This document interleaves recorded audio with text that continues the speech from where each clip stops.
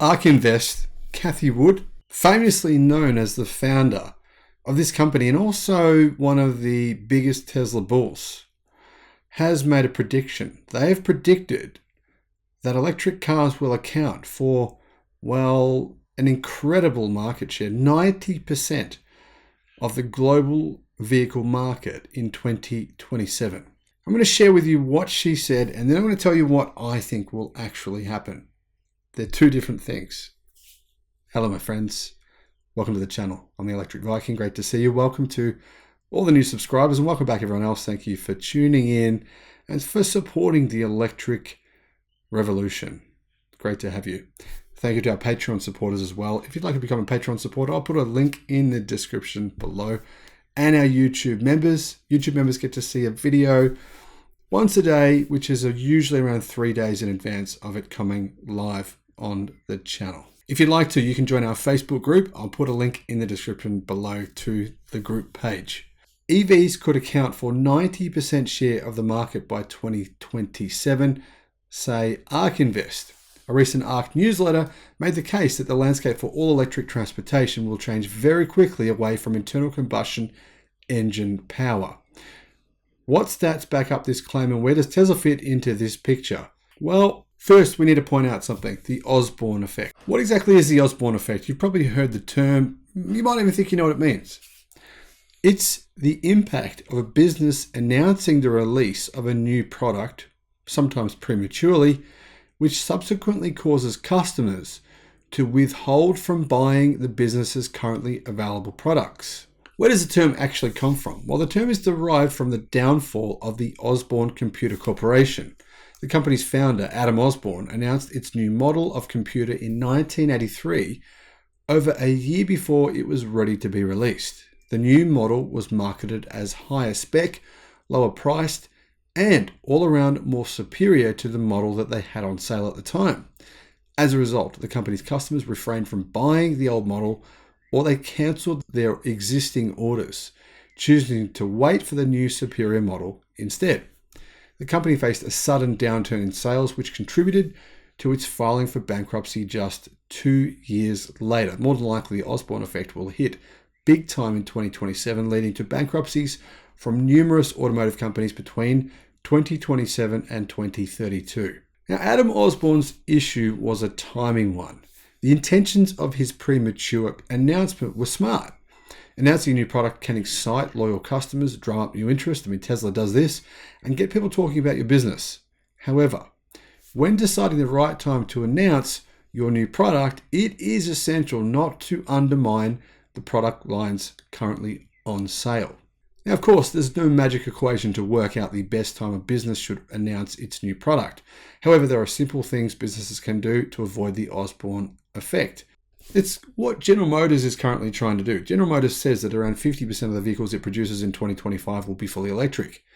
And they'll be very, very compelling and not that differently priced to its gasoline-powered vehicles. So could the Osborne effect hit General Motors? Of course it could. In fact, it's not going to hit General Motors. It's going to hit every car company in the world selling gasoline-powered vehicles. There is no question it will hit. The only question is, when will it hit? Cathie Wood is right about one thing. Eventually, not that long away from now, 90% of all vehicle sales worldwide will be electric. The question isn't a matter of if, the question is simply a matter of when. Ark's evolving electric vehicle sales forecast is pointing the way to an all-electric auto industry in about 5 years from now. Their conclusion stems from an argument that all new vehicle sales will be electric if prices drop $14,500 on average. And if you look at the Chinese car market and you compare that to the entire global car market outside of China, then basically prices need to drop to the Chinese price that we're seeing today for their average electric vehicle market sales. Is that possible? It's not only possible, it will happen. There's no question about this. It's simply inevitable because China is doing what? Think about this. Many of China's electric car companies are doing this right now. They're literally buying container ships, their own, multiple. There's about 4 different electric car companies that are buying container ships in order to ship their electric cars around the world to reduce the cost for their shipping. It's just a matter of time before China's automotive companies take significant market share. How will they do that? Simply sell their electric cars at a significant cost reduction, probably at cost price for a number of years, in order to do what they do in China. This is what they do in China. They undercut each other to get market share, and they'll do that to the death. That's what they'll do globally. That will easily reduce global car prices by $14,500 on average. Think about it, right? This won't be anywhere near as difficult as it sounds because we're seeing constant reduction in the cost of a battery pack. When I say reduction in the cost, not necessarily reduction in the overall cost, but we're seeing an improvement in energy density of around 10% per year, in some cases more. And we're seeing improved technologies using, for example, LMFP batteries, the new battery packs, which will use more manganese and therefore need much less lithium, therefore lowering the cost of the pack. We're seeing higher volumetric energy densities. We're seeing lithium iron phosphate batteries and cell-to-pack structural battery packs. We're seeing gigacastings. All of these new technologies are bringing down the price of vehicles. We're seeing massive margins from one car company on the planet. It's only one car company on the planet who makes very big margins when they mass manufacture cars. That's Tesla. The analysts at Ark Invest say that while production capacity may not hit 80 million units, which is the current, last year we were just under 80 million car sales globally, EVs could still account for 90% share of the market by 2027. Now, I have to agree, it's extremely unlikely we'll have 80 million car sales in 2027. Exceptionally unlikely. We reached peak gasoline car sales in 2017. The market has declined every single year for gasoline-powered vehicles since then. But global car sales will unquestionably decline over the next several years due to a variety of factors, which I'll go into in a separate video. So we don't need to sell 70 million EVs in 2027 to have 90% market share. I think the figure would be closer to 60 million. Keep in mind, of those of you saying we don't have enough lithium, please watch this channel. I'll help you to understand that that's not actually true. There's a variety of reasons for that. For one, we have improved extraction techniques, we have improved mining techniques, we have found more reserves of lithium, plus we need less lithium per battery as a result of new technologies and improved energy densities. Plus, we have what? What do we have? Sodium batteries coming to market. CATL, the world's biggest battery manufacturer, says that they will deploy sodium batteries, two different versions of sodium batteries. One of those is the sodium-only battery for electric cars, which will enable ranges of around 400 kilometers. The other one is their hybrid sodium and lithium battery, which will need about 50% less lithium in the battery pack and will have a range of closer to 500 kilometers. That's going to provide a massive amount of capacity in the market, which needs very little lithium in those packs or no lithium. Remember, like I said, CATL is the world's biggest battery company by a huge distance. More than likely, that gap will actually grow as a result of this. Now, are CATL the only ones making sodium batteries? No, they're not. BYD are doing it as well. So if your argument is to say this can't happen because we don't have enough lithium, well, there's about 10 different reasons that I just listed of why you're incorrect with that statement. So Kathy says that consumers probably will conclude that buying a used car or waiting to buy a new EV will make more economic sense than buying a new internal combustion engine vehicle by 2027. Now, it is true that you will struggle to get a car loan for a gasoline-powered car in 2027. Banks will be much more discerning in how they consider your loan application. They'll have to say, well, how much money do you have to pay this loan off? They'll want much more guarantees than they will have today. You're not going to see car loans going to people like they are now. There's going to be much more vetting for gasoline-powered vehicle car loans in 2027.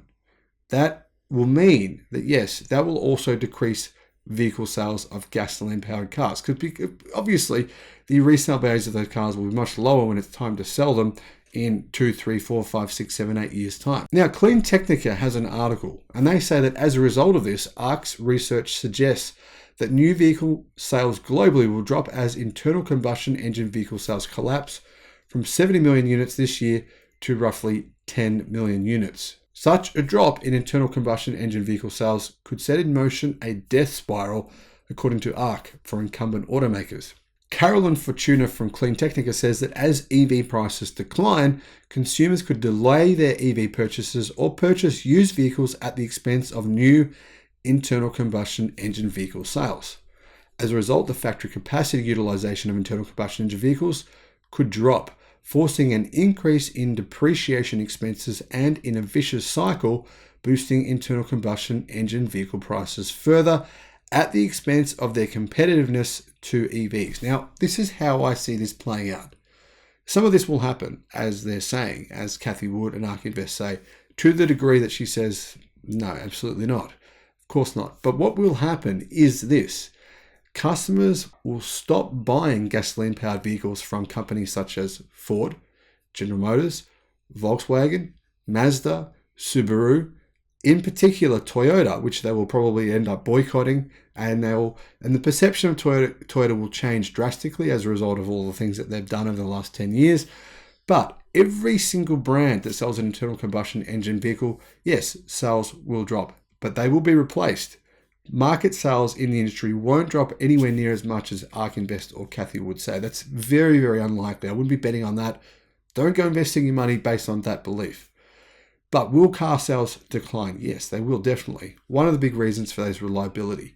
But most importantly, what will happen is the Chinese manufacturers will do exactly what BYD did in the space of a year. Think about this. What were BYD's electric vehicle sales in 2020? What were they in 2022? What are they going to be in 2023? In 2020, BYD sold only just over 100,000 electric cars. In 2020, it was over 300,000. This year, it will likely be over 1 million. Next year, over 2 million. You see what's happening? What's happening now is exactly what will happen and continue to happen in 2025, 2026, and 2027. Customers will say, well, Toyota, because you don't want to provide us with EVs, you put us on a wait list for the next 7 years, that's what will happen. We'll just simply buy the Chinese alternative. That's what people do now. Where do you think? Everyone knows that their iPhones are made in China. Everyone knows that every single phone is made in Asia, in some Asian country. They're willing to accept that. Why won't they be willing to accept it in a car? They will. People's perception of EVs will change. They'll see their friend with a BYD or someone they know with a BYD or some kind of electric car, an MG4, and they'll say, oh, well, that seems fine. Toyota doesn't want to provide me with an EV, therefore I'll simply buy the Chinese version. Chinese manufacturers have, 85% of the world's battery market. They have the capacity and the ability to ramp production extremely quickly. A lot of the reason is the Chinese government wants this to happen, therefore they support factories being built extremely quickly. The planning doesn't have the same delays that it has in Europe. In Europe, it takes years to get permits. America takes not quite as long, but still a long time. Chinese will say, thank you very much. We've wanted the global automotive industry, and now we are taking it. And I've predicted this for a long time. It will happen. Are they going to take all of it? Of course not. Are they going to take a significant percentage? Yes. Europe is ripe for the picking. The German automakers are in trouble. I suggest they are in extreme trouble, but even more so than Germany. And Germany will be in a bad position. Even more so is Japan. Japan will be crucified and go into a depression which will last for probably 30 to 40 years and destroy the country economically. Why? Because their country is reliant on automotive sales more so than any country in history at any point in time. Japan is that country. Their automotive industry is the country. It's the country's economy, and it will be decimated. And honestly, they have no one to blame but themselves. No one to blame but themselves. Ark Investment Management LLC, founded by Cathie Wood in 2014, manages several actively managed exchange-traded funds. And Ark Invest's thematic investment strategies focus on companies expected to be the leaders, enablers, and beneficiaries of disruptive innovation. It looks to long-term growth with low correlation to traditional investments. And as we think about Ark's premise that a majority share of the market share by 2027 will be EVs, we must remember that, like many other investment houses, Ark's assets under management tumbled by 70% in 2022, a partial consequence of the Federal Reserve's aggressive interest rate increase. However, Ark have done very well in previous years, and it's easy to discount that. Now, there are other businesses who have made predictions. Fortune Business Insights outlines that the global EV market was $247 billion in 2020. They project the market will grow from $287 billion in 2021 to $1,318 billion in 2028. They predict the light electric vehicle market will grow from $78 billion in 2022 to only $122 billion in 2027. They're basically saying there'll be very little change between today and 2027. So that's one good reason to, take some institutions with a grain of salt. Now, Carolyn asked the question, does Tesla have what it takes to stay dominant in the market by 2027?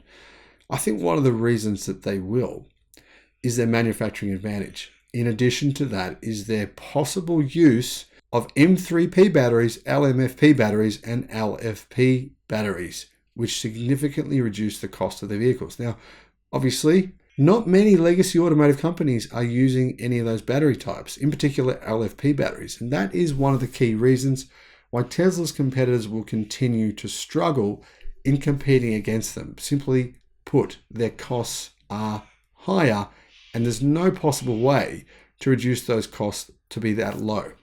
Remember, Tesla buys a huge amount of batteries from different battery makers, but CATL is their biggest battery partner, and they're the biggest battery company in the world. And they have a sodium battery coming out for EVs and a sodium lithium battery hybrid coming out as well. Tesla may in fact use that battery pack for the new Model 2. Of course, Tesla's strategy is relying on two different things. It's relying on, number one, having full self-driving. It's relying on, number two, having an affordable electric car at around about $25,000 to $30,000 US, which they say they will sell more of that car than every other model they have, including Cybertruck and Semi put together times a factor of 2. That's enormous, because when you think about that, Cybertruck, they plan on selling obviously millions of those. Model 3, Model Y will probably be the best-selling car in the world next year. So the Model 2, clearly Tesla have the plan on selling millions of that vehicle. And clearly they have a plan on how they can go about doing that. Now, during their third quarter earnings call, Elon Musk noted that Tesla is developing a vehicle that will sell at roughly half the price of the Model 3 and the Model Y. Well, he didn't actually say that, Carolyn. He actually said the platform will cost around 50% less to manufacture, including the skateboard, the battery pack, etc. Now, while vehicles at price points above $60,000 address 5% of the total US car market, the addressable market expands to 50% at $30,000 US.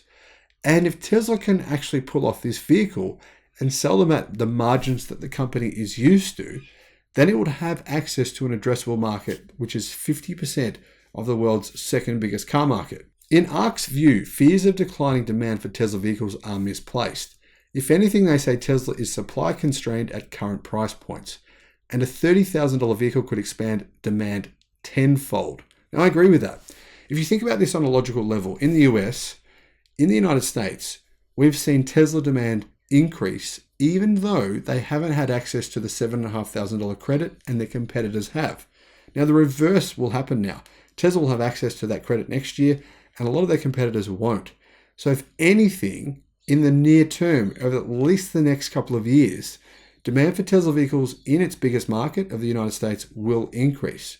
China is a different ballgame, and that is really up in the air. Now, at a September invitation-only Goldman Sachs conference in San Francisco, Tesla executive Martin Viecha revealed the automaker's plans for the next 5 years as he spoke at the conference. He responded to a question about Tesla's plans to build a low-price option with an unequivocal eventually. Now, obviously, if Tesla is going to be selling 10 million or between 10 million to 20 million vehicles in 2030, they have to have an affordable car.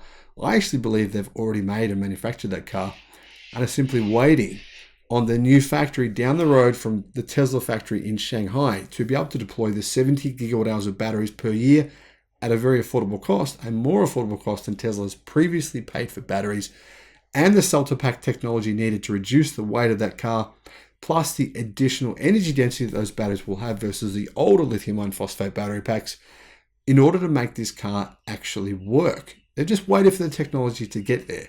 So I think the car exists and it was waiting for that technology, but I could be wrong. We'll wait and see what happens. Let me know your thoughts in the comments. As for Tesla's full self-driving technology, I do believe that will impact the car market, but I don't think it'll have a significant impact by 2026. I think it might take them a little bit longer to make sure that that's all fully approved and approved in multiple countries worldwide in order for that to be an influencer on the number of vehicle sales in the market. I believe the market will probably decline to around 65 to 70 million sales in that year.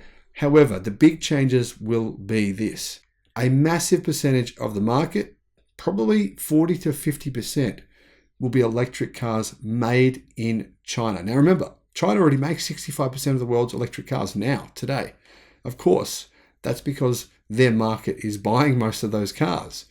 But the US is massively ramping production of EVs at very fast speed. People don't quite realize what's happening there. As a result, electric car production will drastically increase in China and the United States, while in Europe, they will fall behind. That market share will be taken by Chinese car companies. Japan will be pretty much left with primarily more third world markets to access, plus Japan itself. But the Japanese car market itself is obviously pretty minuscule compared to the Chinese car market. We're looking at 4 million car sales versus around 27 million in China and around 15 million in the United States. All of this leads me to the only possible conclusion here. The two largest automakers in the world by 2030 will definitely not be Volkswagen and Toyota. There is zero chance of that happening. They'll most likely be BYD and Tesla. Thanks for watching. Let me know your thoughts in the comment section below and have a good day. Bye-bye.